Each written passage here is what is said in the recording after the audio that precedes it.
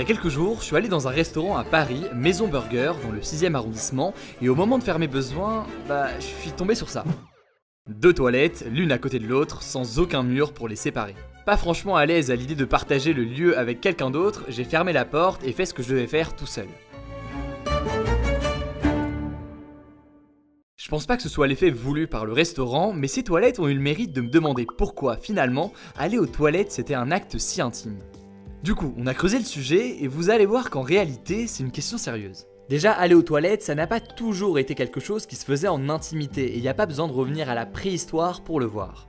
Même au XVIIe siècle, Louis XIV avait une chaise percée, c'est-à-dire une chaise avec un trou dedans, qui lui permettait de prendre part à des réunions dans sa journée tout en faisant ce qu'il devait faire. Mais progressivement, aller aux toilettes est devenu de plus en plus un acte qui se faisait en privé. Le développement technique a permis de mettre en place des systèmes de canalisation, de traitement des eaux usées, et donc aussi de construire des toilettes privées dans tous les foyers, créant ainsi une intimité. Cela dit, évidemment, il reste encore aujourd'hui des toilettes publiques que vous pouvez retrouver à la gare, à l'université ou encore au restaurant, justement. Ces toilettes publiques, c'est un mélange assez étrange de public avec du privé.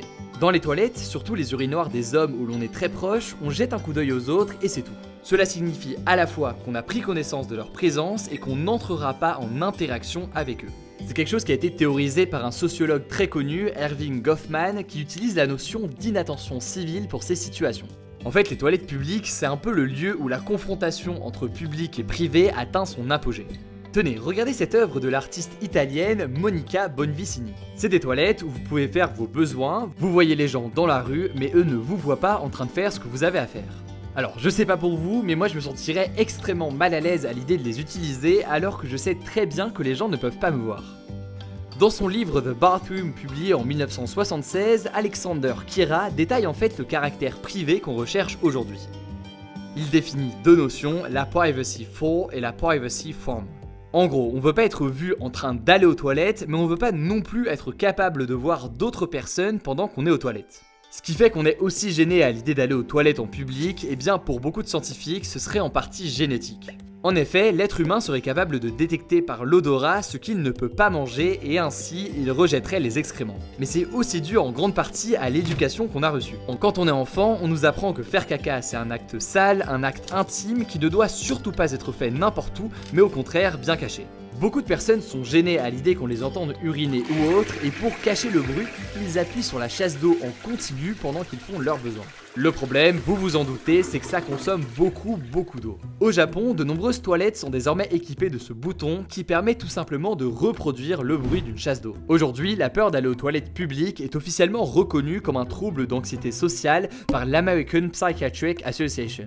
En France, on parle de parurésie et dans le monde, il y aurait près de 220 millions de personnes touchées. En fait, il existe même une association internationale des personnes touchées par la parurésie qui propose des ateliers d'accompagnement pour les personnes touchées. On va pas se mentir, de telles problématiques peuvent faire sourire au premier abord lorsque, comme moi, on n'est pas touché par la parurésie. Mais au-delà du fait qu'il s'agit d'un vrai problème qui touche beaucoup de monde, eh bien la parurésie c'est tout de même révélateur du caractère non accueillant des toilettes publiques et on peut légitimement se poser la question du fonctionnement de ces toilettes aujourd'hui.